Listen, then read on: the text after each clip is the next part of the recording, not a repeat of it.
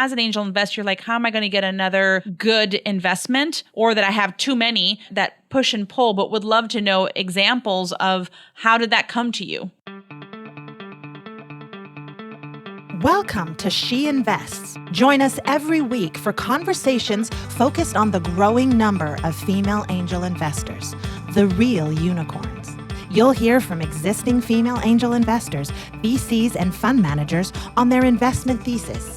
From deal flow to exits, they will share the best practices that contribute to their success. Female angel investors will be equipped with the tools and resources to confidently activate their capital in order to make an impact in their community and the global economy. With your host, active angel investor and founder of Hera Angels, Dr. Sylvia Ma.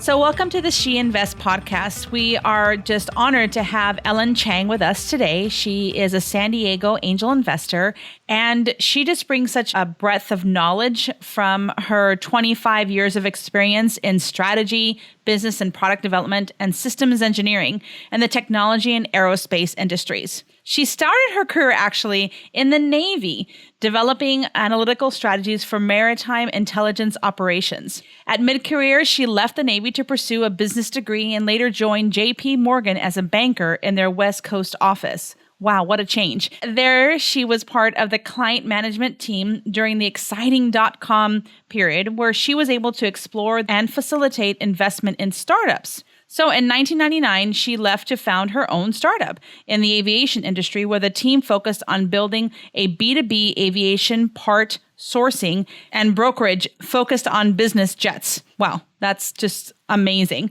In 2002, she joined Northrop Grumman and the team designing the Global Hawk, the USA Air Force or U.S. Air Force's first high-altitude, long-endurance unmanned aerial system. Upon leaving Northrop Grumman in early 2015, Ellen co-founded Lightspeed Innovations, an accelerator for startup and early-stage companies in the aerospace industry, addressing new space, unmanned robotics, autonomy, big data analytics, and cybersecurity. She is also chair of the Wharton Alumni Angel Network, Southern California. So Ellen, thank you for being on this podcast. Yeah, thank you, Sylvia. It's an honor to be here. You have a great podcast. I think it's so important for us to share our experiences and approaches to investing.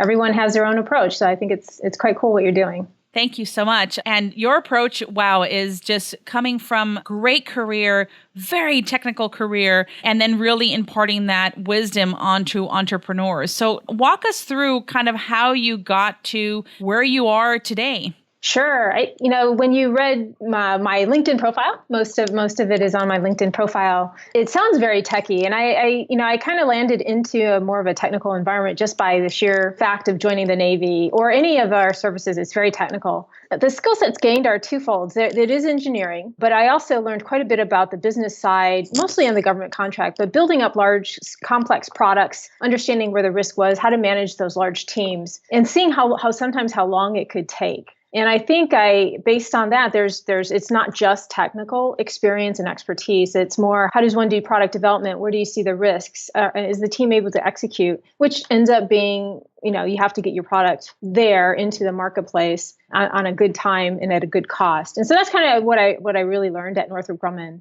before moving out into founding the aerospace accelerator that you mentioned, Lightspeed. Yeah, walk us through that a little bit, because accelerators are obviously very near and dear to my heart. As you know, I manage Hera Labs, which is a business accelerator for female entrepreneurs. And I know that accelerators do such great work in the ecosystem to generate new ideas, new innovations, but then also teach the scientists about business. How does Lightspeed work?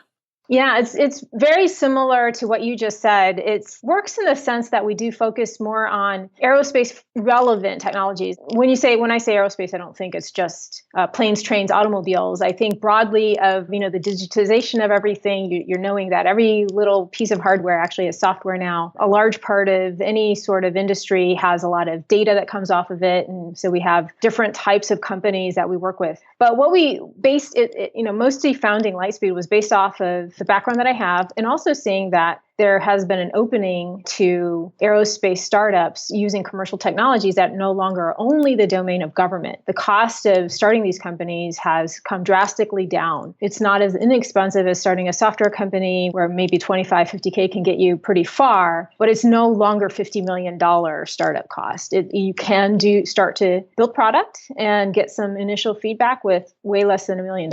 I would say, given to what you just said in teaching scientists about the business side, very, very similar. The founders in this sector tend to be heavily technically oriented. They're engineers. Hey, my great technology, everyone loves it, right? And over the methodology we tend to use is customer discovery, because these are super early stage companies, and using that methodology popularized by Steve Blank, where you're really just trying to hit 10 to 20 customers, somebody in the marketplace a week, to try to really understand where does your product, your overall vision of your business fit. Through that, I think that's where those founders start to learn that it's not just about the technology. It's about product market fit, ultimately. Is it the right price? Or is it the right features?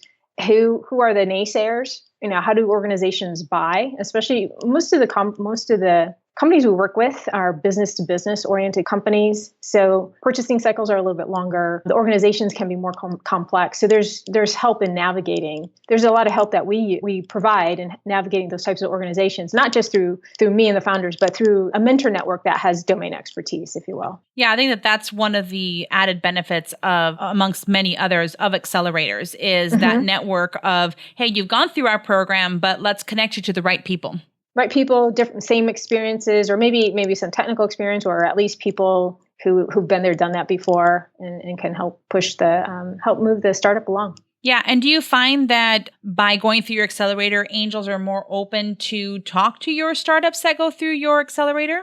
They seem to have been. I think early on, when we started in July 2015, we weren't sure. I mean, we really focus on making, accelerator. I feel that the accelerator itself had to have its own performance record. We had to properly source. We had to get the teams that were at the right stage ready to talk to institutional investors. I mean, every team thinks they're ready right now, but the reality is that when institutional investors come in, you have to be of a certain maturity, or else you'll just keep hearing it's too early. So we really worked at trying to find that right stage company, and then wanted to really help them understand that business aspect, so that when they started talking to institutional investors, they would be successful, and many have been successful. And not just raising, but part of our real focus is market penetration. If you can get revenues and start seeing that market lift, investors will come. And that's something that we always teach.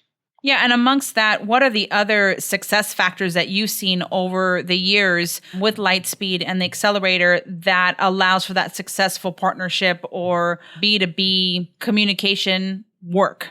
I would say a couple of things. Understanding broadly where the market is going, because I think large companies and small companies are all trying to understand where their market is leading. We really work hard at making the proper introductions to investors/organizations. And why I say that is, when it's business to business, let's say you're starting a drone company, there are several aerospace companies out there that could be interested in that drone company. Or even now, these days, drones have so many applications, for example, agriculture or insurance. Which insurance companies would be the right fit? And so we work hard to work with those corporates, not just the investment side. And I think that has taught us that we need patience, we need reach, we need connections, and we need to understand the business drivers of those different industries. That can be that can be a challenge, especially if you're building a technical product where you need aerospace background, and then you're trying to sell to the insurance industry, which has its own complexities. I would say we navigate that very carefully, and then work really hard to find the right people who can help. It's definitely,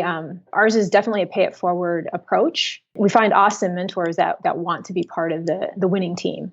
Yeah, you've mentioned mentors a couple of times in your career as a woman in tech and an angel investor. Are mentors part of your success as a person?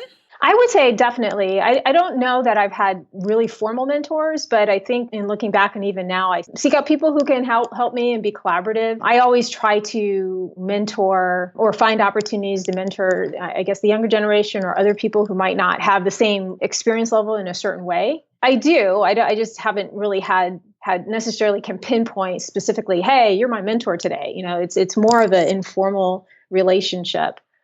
From the company side, as I was working at Northrop, there were a couple of vice presidents, very very smart folks, and they kind of adopted me, and that was wonderful. I mean, because you're able to see at the level that they see. And so I've always wanted to provide that same opportunity to other people, so long as I knew something that they could benefit from. From an investment perspective, the mentorship really is more on the team perspective. I've learned from just working within angel investment groups, talking to people when we do collective due diligence. It's very powerful having people from different perspectives ask those questions, because then you can learn and actually find areas that you might have been deficient in. And at least our approach when we're doing, like, say, Wharton Angel Investment, when we're working with an entrepreneur, we're really trying to help them too, help their business be successful. So if we're starting to see and have a conversation where the sales growth might not quite look correct, we want to understand that better. So we're able to ask those questions and help explain, why is that important in order to get investment? What our concerns would be from an investment perspective. Yeah, I mean, you're on the point of Wharton Angels. So would love to learn more about Wharton Angels in and of itself. How was it created? Why did you choose them? A couple of things. The original chapter was founded in New York City. The New York Alumni Group started it in 2008. And I think that's probably when angel investing in general started to get more popular relative to the dot-com timeframe. We chose it because I went to Wharton, and we had several folks in Southern California who were not necessarily active members of any other angel group, although some of our members are also in Tech Coast Angels or Pasadena Angels, if you will. So we ended up just forming it by sheer reason that there was an affinity group that was interested in starting to invest. This happened also 2 years ago. It's not very big. It's, like any organization, fairly startup-y, if you will. There's 8 of members, and we're fairly active. I would say it's a little bit different than some of the larger angel groups have office hours during the day. Most of the members in our network are working professionals. So we try to adapt and adopt our presentation of startup companies to the time frame that allows everyone to participate. Over the 2 years, though, I have started to see that some of us have created pretty fast relationships. What I did not think would happen was New York Angels actually investing in Southern California companies, but that has happened, and then currently it's actually possible. So that's kind of very interesting. Yeah. Very exciting. Yes. In fact, I think one of the companies that you've invested in, we're taking a very close look at, and we've had a great conversation and hope to move forward.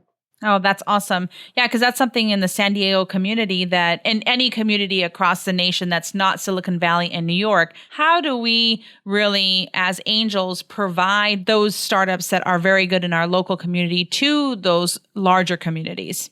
Absolutely. And I've seen angels, at least in our group, not necessarily need to have to find the high-flying tech company. I think angels tend to think a little bit differently about what a good business is, what an exit strategy is. I personally find myself thinking through a company that, it'd be great to be on a hot flyer that's also going to get a bunch of venture investment. But if I'm an early angel investor I'm going to get awfully diluted. So when I see a company maybe bootstrapping a little bit more, but possibly able to exit without doing too many venture rounds, I'm kind of happy because I think I'll be less diluted and possibly make out better. So it's those trade-offs that one always has to think about.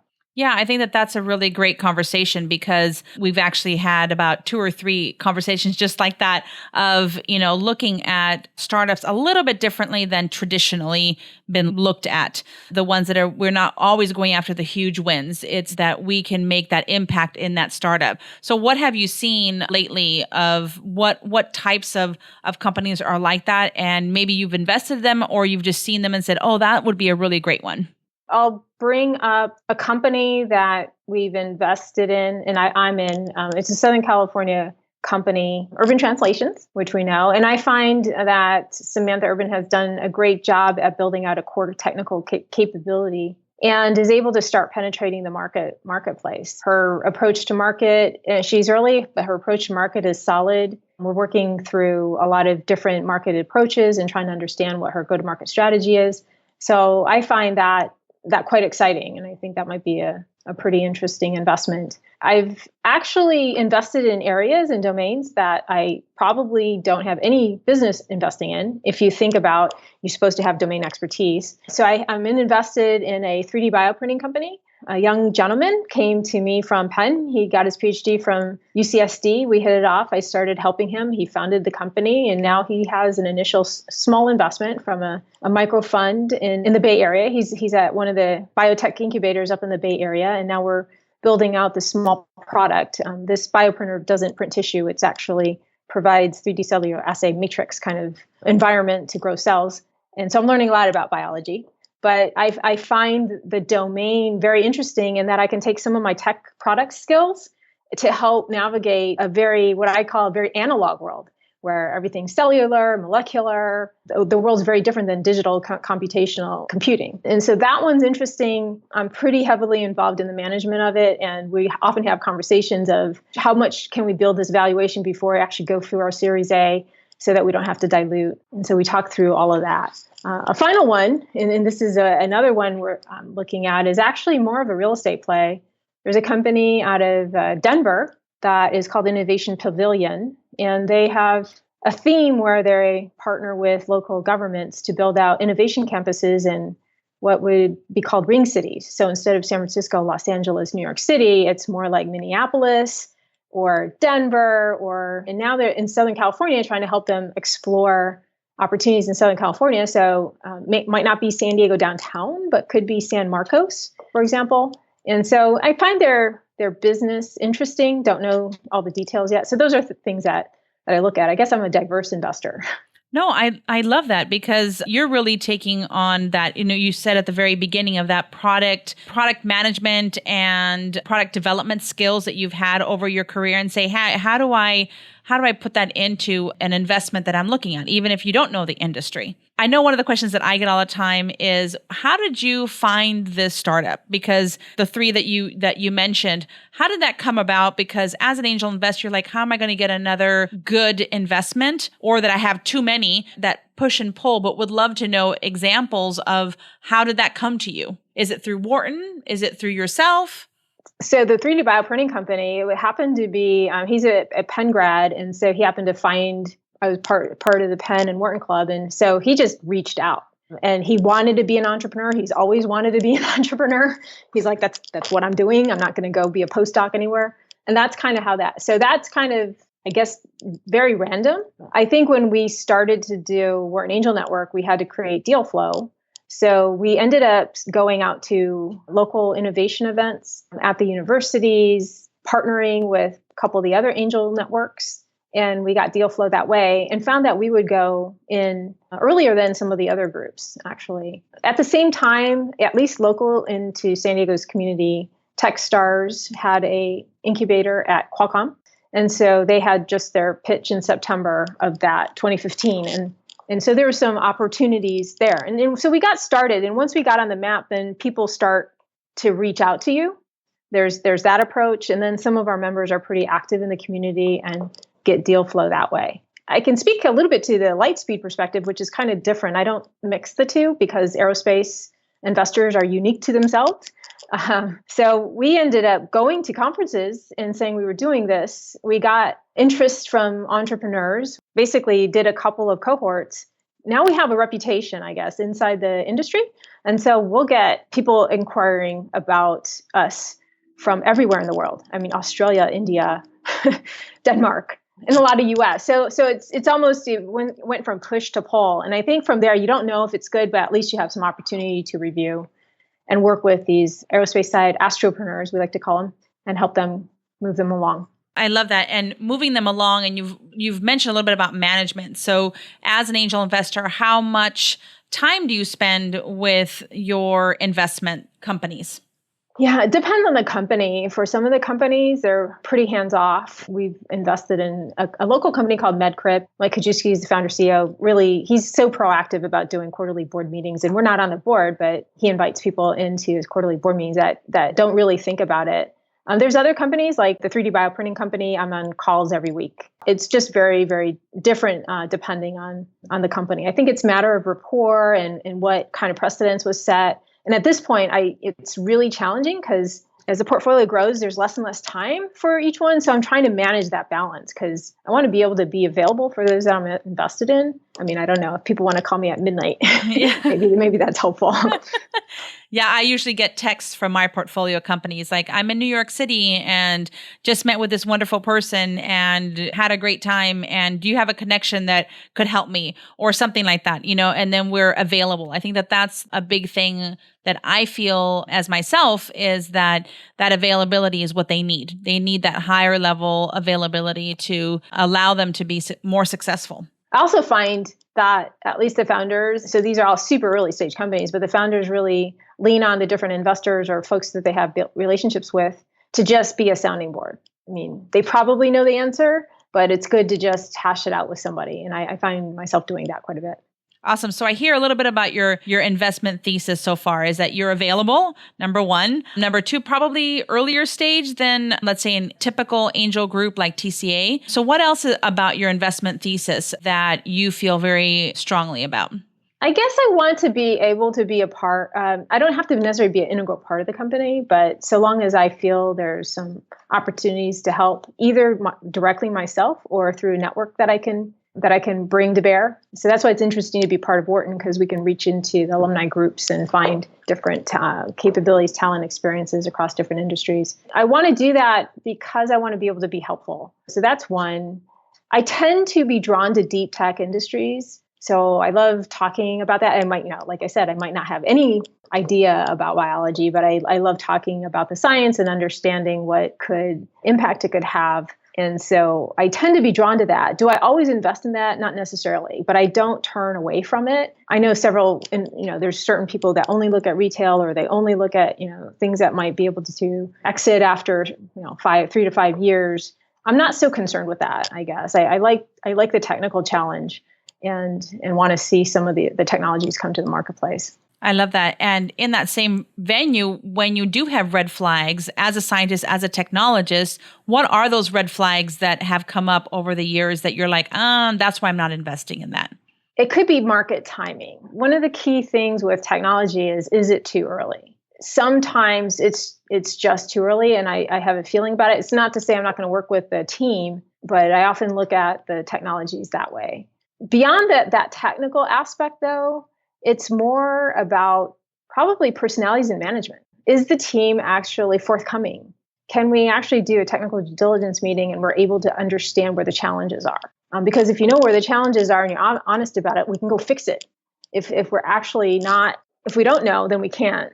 Oftentimes, if we're transparent about that, if we're taking a technical risk, if we're betting one technology against the other, for example, and if you can look at different materials, okay, great. Now we know we're gonna bet antimatter against fusion or something, right? So at least if that's transparent and the team's transparent with that, then we can make those types of decisions. The red flags is when there's lack of transparency or reticence of sharing, being too hype, too sure of themselves, I think. So it's more about team dynamics or founder personalities. We hear that all the time with a lot of the angel investors is that the person who's managing the startup and that startup team needs to be dedicated and passionate. And sometimes some entrepreneurs come up to me and they said, "What I'm passionate about my startup, is that all I need?" I'm like, well, that's not all what you need. And I think you hit it very well. It's that coachability. Is it that they're too sure or they are not really open or full of integrity?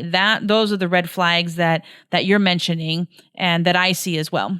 Yeah, especially if you're a technologist or a scientist, oftentimes I think to myself that we can probably get the technology to work at some point, especially if you're engineering. Maybe if you're not doing raw, basically discovery, that level of science. If you're at that engineering, applied engineering level, at some point you're going to get the technology to work. So it's really less about the technology and more about, overall management and then will the market work? And then I'm always reminded that market timing is such an important thing. I wasn't in angel investing back in the .com timeframe, but that was when some of the early tech, angel investment groups started. So was involved when I was at JP Morgan, involved in sourcing, and we were looking at some really, really interesting stuff. One was mind reading capability out of UCSD, basically detecting brain waves. And you can think that there's great application there. Well, that was 1999, and in 2017, it's still not quite there. If you think about it, that's a long time if you were to like invest super early. That's really definitely like the government R&D space. Yeah, and going that route into the government, how do you feel about as an angel investor that in the technology space, going after SBIR and STTR grants and other grants first before going angel route? I know that's kind of like it depends, but any advice there? I kind of have two different opinions depending on the domain. I tend to see that biotech companies tend to do fairly okay with NIH grants because it's non-dilutive, and my understanding is it might provide some sort of scientific merit or scientific foundation, vote of confidence. That's how I understand it. In kind of the more tech world, if you're developing some deep tech and you're going to the DoD, I think it really depends. If you can get the non-dilutive, that's good, but you better know what you're doing with DoD contracting, because unlike NIH, it's not a grant, it's actually a contract. And that can come with all kinds of contracting challenges. And it's so slow. What I think a lot of angel investors are concerned about is SBIR companies, and this is largely my familiarity is in the DoD domain, but there's just a ton of SBIR companies that we call SBIR babies. They're born on SBIRs and they're doing SBIRs 20 years later, and they're still only like 10 people. And I think that's a founder thing. They want to do science and research and have fun. It's fun to do cutting edge stuff. But at some point, investors want to see something commercialized and go to the market so it can actually realize some sort of return.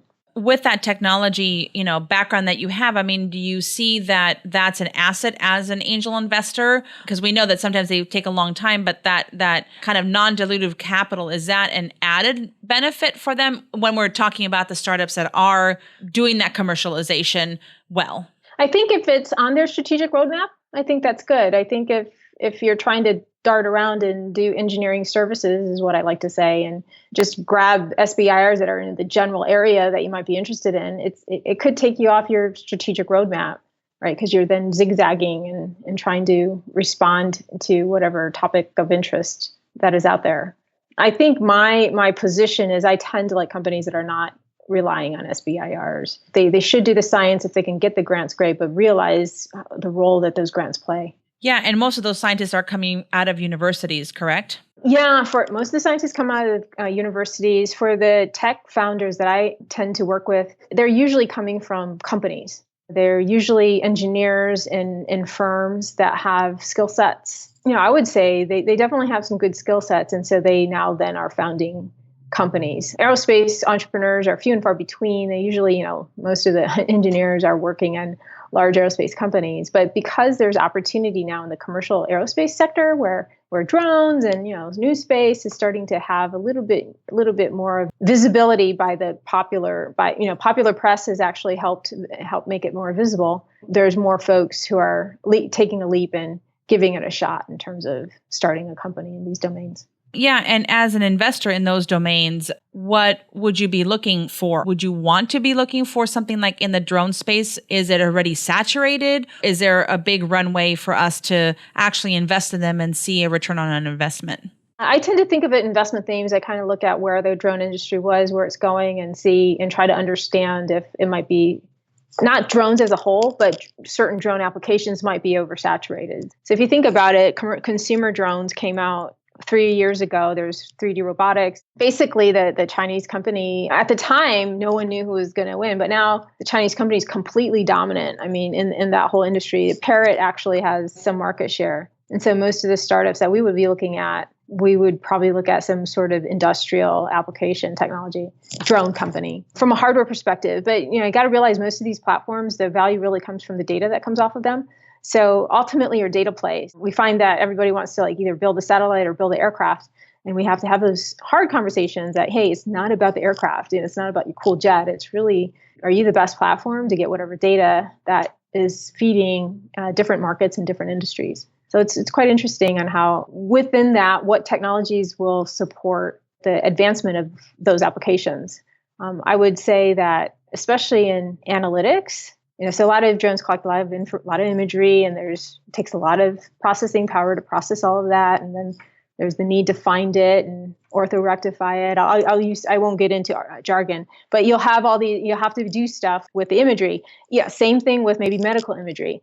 And it's basically what technology will actually support the processing. There's new technologies and new approaches being developed all the time. Are we able to simplify it? Is there a mobile strategy that some companies need to have in order to penetrate the market? Those are all things we look at. Sometimes the answer is not even super technical. Sometimes the answer, some of the industrial companies, is that, hey, we just need a mobile version. Like if you're the first native mobile company, you might actually be able to eke out an existence because a lot of the applications are still this client server, archaic IT structure that is kind of constraining. And you probably look at acquisition targets as well for those companies. We do. I would say that's where, at least for some of those companies, for my personal investment thesis, it's nice to be part running Lightspeed because we inherently don't just have investors involved with us. We have all the corporates involved with us, the people who want to do external innovation from a corporate perspective. And those are the ones that would possibly be doing demonstration projects with the startups. They're the ones who might be the acquirer. And have you seen that recently? Boeing recently acquired a fairly young unmanned maritime company. Liquid Robotics is actually a company that's been around for a while and had a large San Diego presence. And Boeing had just recently acquired them. So that's caused some stir in the marketplace. Usually acquisitions, when there's a large acquisition, that kind of puts a monetary value on a company. And then everybody else is like, hey, I want to try to exit now. But that's been fairly recent within the last 6 months. Wow, that's amazing. And are any of those acquisition targets have, let's say, an internal corporate fund that funds innovations like Qualcomm Ventures? Sure. Yeah. Actually, Qualcomm is a great example. One of the few local active venture groups. They do have a Bay Area presence, but their core team is actually down this way. They're looking at all kinds of frontier tech-oriented things. So that's one. But I would say from the aerospace perspective, even just 2 years ago, there was zero. I think Lockheed had a semi-active fund. And because of what's happened in at least the aerospace sector, with the need to engage with the commercial environment instead of just the government defense environment, Lockheed has augmented their fund to even pull in a director from outside the sector who had lots of experience in corporate venturing. And Airbus now has a fund. Boeing now has a fund. Northrop's exploring a fund. And then Franklin Templeton, the mutual fund company, is actually exploring an industrial tech fund. So it's kind of interesting, at least in the domain that I'm working in. I know corporate venture has had its ups and downs through the last 20, 25 years in terms of all industries. And so I think companies are always trying to figure out how that plays into their strategy. But I think as an angel investor yourself, you have to know that pipeline, correct? You have to say, okay, in my industry, I invest in these companies, and these are my corporate partners or funds that I can play into. Right. And oftentimes it's looking at just applications. If you want to go back to the drone example, some of these drones are helping telephone companies inspect telephone poles. And so recently, I think AT&T and Verizon recently bought a drone company. So all of these companies are looking at how to insource some of this capability in order to just solve their own problems and make their work a lot safer. Like telephone pole inspections, you need someone to climb up there and do something, and why not just send a drone up there? So that's kind of what's driving a lot of innovation or applied innovation, I should say, in the industry. I love that. And then do you, as an angel investor, kind of source that out for the companies that you're involved with? Because I know that's like a daunting task, but do you do it? I try to. I mean, if I know somebody, I'm pretty familiar with the SDG&E's drone group. And so there's several drone companies that have been through Lightspeed. And so, definitely keeps SDG&E on speed dial. Don't want to be too pushy, but, really want to say, hey, what are they trying to solve their problem, and they'll like you. And that's actually pretty effective. I love that thought process of, let's say, being part of an accelerator so that you can get the deal flow, but not just because of your own interest, but saying, okay, I need to make sure that those next connections actually are working. Exactly. I love that. It's not that every single angel investor is going to go out there and create their own accelerator. Sure. Exactly. Yeah, this just happens to be me. And no, but that's awesome. I love that, you took it upon yourself to say, hey, I'm going to create this accelerator because I see a need in the marketplace. Yeah, and now other people are starting to become part of it, and we can kind of collect. Some people don't have the means to invest, but they want to be part of it. And I think that's helpful. So it's a platform to organize involvement and engagement. That's kind of how I think about it. I call those startup advocates in general. Yeah, exactly. You know, they might not be investors, but maybe that's a lawyer that's been around forever and doing trademarks and IP stuff. And they're like, wow, we really want to do that. And they might become angel investors, or other ones that just have been at Northrop Grumman for a while and want to make a difference. Exactly. I love those people. And anything else about Wharton Angels, kind of going back to that, because we've talked about university, we've talked about talent. Really in Wharton Angels, does it have to be a Wharton grad to be able to pitch to you? Oh, no, absolutely not. We don't. And I would say 90% of the members are Wharton grads, but we even have a couple of affiliate members that are not Wharton grads from the investment perspective. But from a startup perspective, no, you don't have to be a Wharton grad at all. I mean, and I don't know that we even show partiality to Wharton grads. I think it's a matter of, hey, can this person, does he have a good idea? Does he even have a good track record? Can he get things done? So really growing the innovation ecosystem in, let's say, San Diego, your chapter here. Mm-hmm. Yeah. And our chapter ends up reaching up to LA. We kind of capture that whole network. And so far we don't limit that. And how much is membership for people who kind of would love to get to know you more? Oh yeah, we're pretty low cost. But the New York club set a membership fee of $150 a year. And so it's $150 a year. Everybody joins in, does due diligence together. We run the events together. We share. As we're getting a couple more chapters, we're starting to share. We try to share deal flow across the different geographies. Silicon Valley just launched recently, going through their first investments. That's amazing. Do you use a platform that kind of connects you guys? We use Proceeder. Yeah. So the New York crowd uses Gust and the Silicon Valley crowd uses Proceeder. And we in SoCal have tapped into both. So usually it started with New York. So this is the Gust platform was a choice. Silicon Valley went ahead and used Proceeder. And we just kind of share amongst us in order to manage the workflow. What I have seen, though, is most of the deal flow in SoCal, it's more personal recommendations. We don't necessarily get the deal flow through the platform. But I think a couple, like in New York, they rely on the platform a little bit more. I think it just depends. That's awesome. So what has been like the biggest pro and added benefit that you have had by joining Wharton? Or maybe are you a member of any other organization? I'll answer the first question.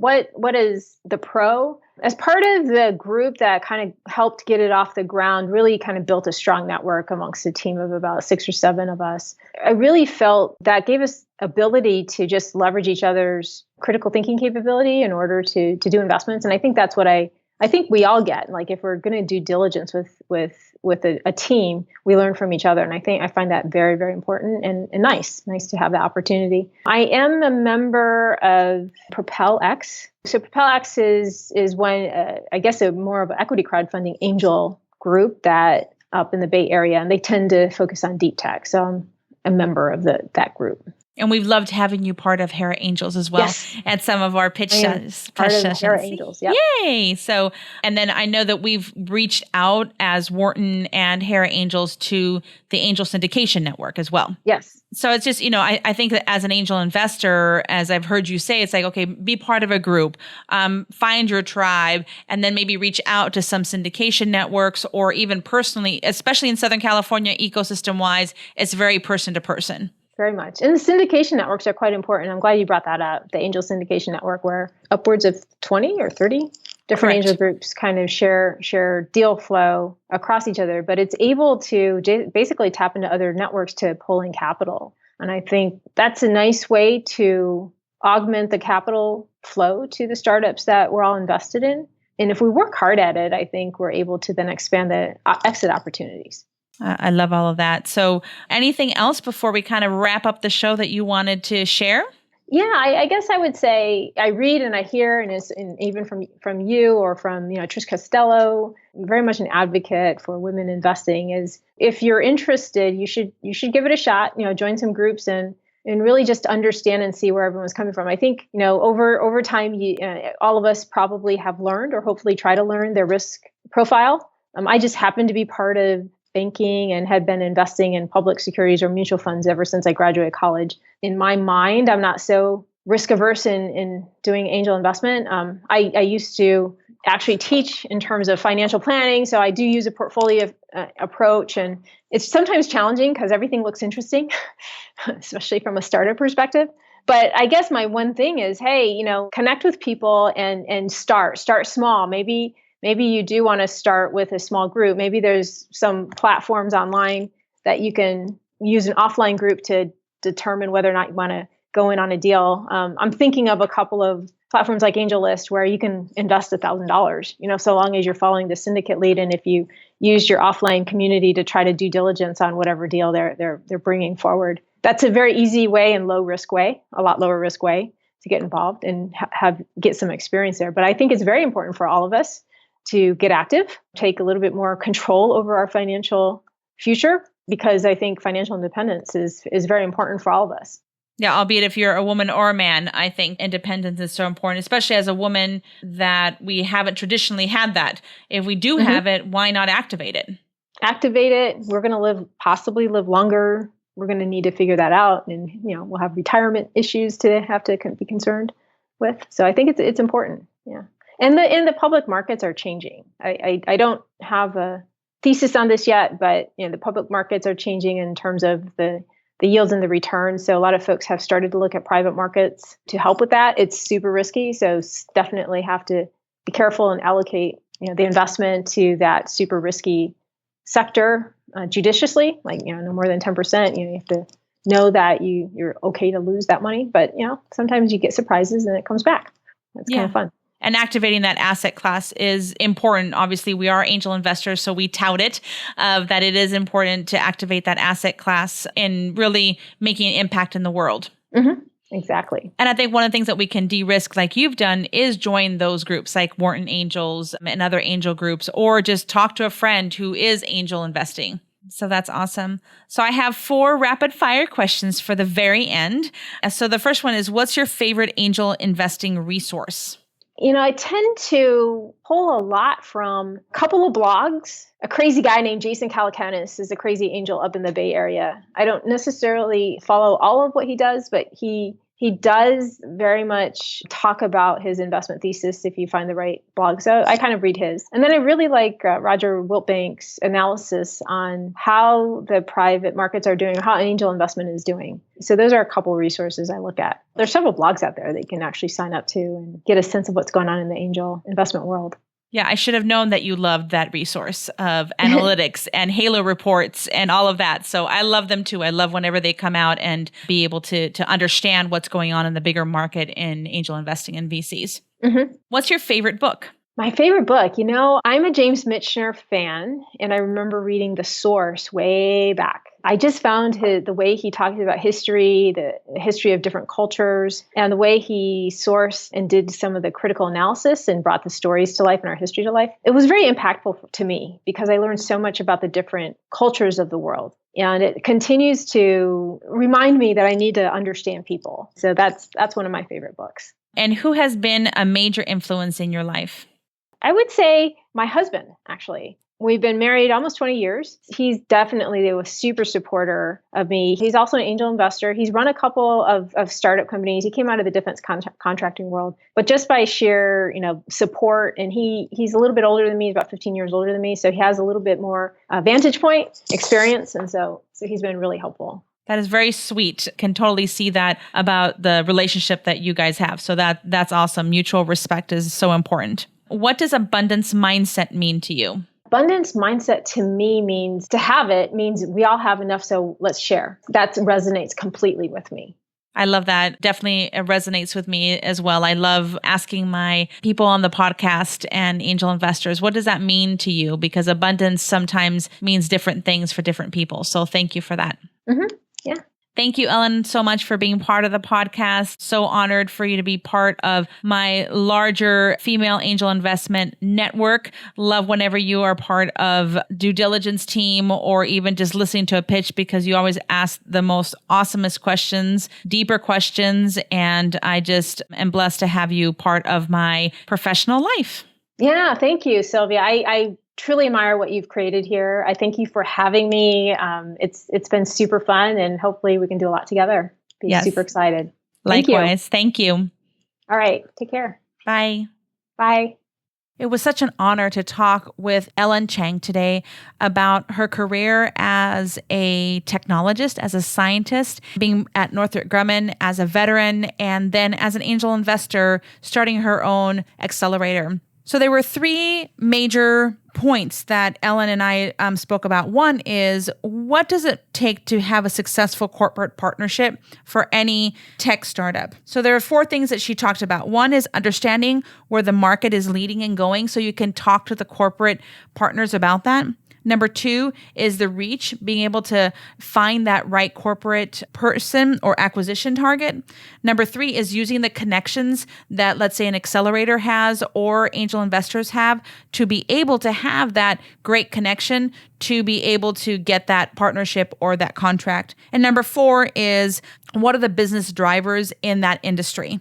The second thing we talked about was Wharton Angel Network and how important that is to be part of an angel network. Really about being involved in that, and how to get better involved in it is to attend local innovation events and partner with other investment groups. It's so important to build that network even further than your group of angels. And the third thing is, what are her two red flags whenever she is looking at investing in a startup? Number one is market timing for any technology business is so important.